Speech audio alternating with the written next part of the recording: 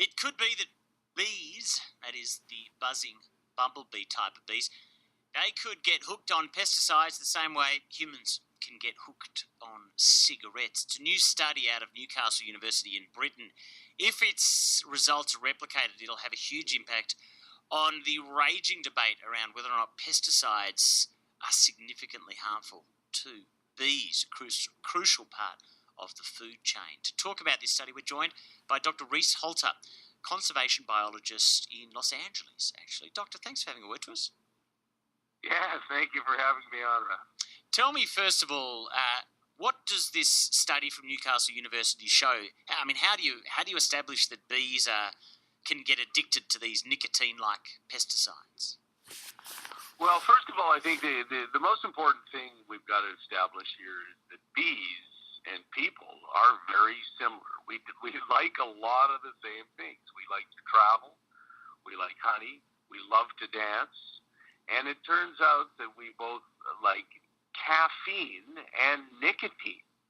And there's a group of poisons, 2 billion kilograms each year, that we're pushing into the biosphere. Possibly half of those are nicotine-based. They're a systemic poison, which means we've advanced beyond spraying. We're dunking the seeds in this poison, and the poison is shot throughout the plant and ejected through the pollen and the nectar. So when the bees land, when we lace the poisons, the nectar or a sweet substance in the lab with these poisons, the first problem is the bees can't really taste that it's bad for them.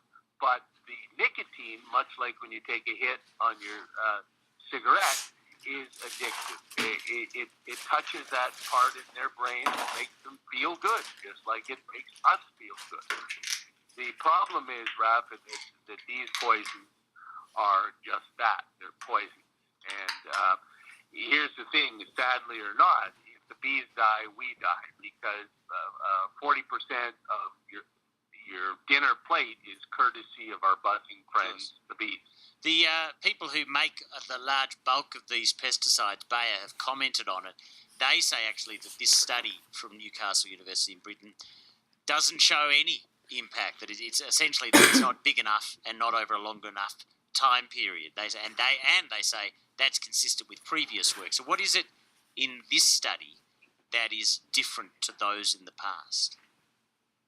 Well, I think it's not so much that it's different. I think that the mounting evidence that neonicotinoids are toxic are coming at us from every different direction. And look, by the way, here's a bigger problem, if you can even imagine, of the bees dying.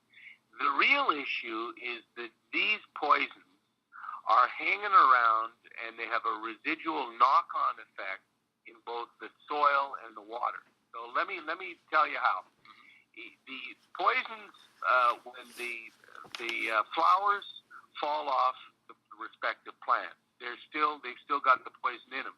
The poison's going into the soil. It's killing everything in the soil, and it hangs around for possibly up to a decade. The studies in Western Europe show this, that the songbirds that eat the little critters in the soil, like worms, for instance, well, there's no worms, so the songbird population is way down. When the songbird population is way down, the goshawks that eat the songbirds, their populations are down. When we lose apex predators like goshawks, of course, if you're a rodent like a mouse, for instance, bargain. You're gonna procreate and take off. The problem with the rising mouse population is that they carry diseases. Can I take you back to, I don't doubt if there is an impact, one impact follows another. What the pesticide industry say, though, is that the bees only show a slight preference for these pesticides that have nicotine in them. Therefore, as it's only a slight preference and it's only one trial, there is no problem. What do you say to that?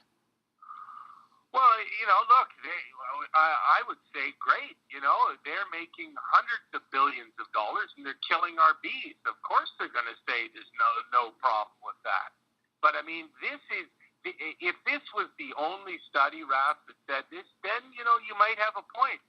There are dozens upon dozens of studies that show that neonicotinoids are hugely poisonous for the bees. The bees are responsible for over 80% of pollinating 225,000 flowering plants.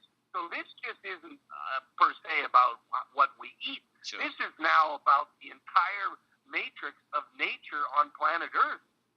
These are lethal poisons. And the longer we continue to poison nature, well, you don't need to be a quantum physicist. The worse off the whole game board of life on our globe is. Okay. Look, Reese, thank you. I need to move along, but thank you for your time. Sure. Right out. Bye-bye. Dr. Reese Halter, conservation biologist in Los Angeles, speaking to us about that bee study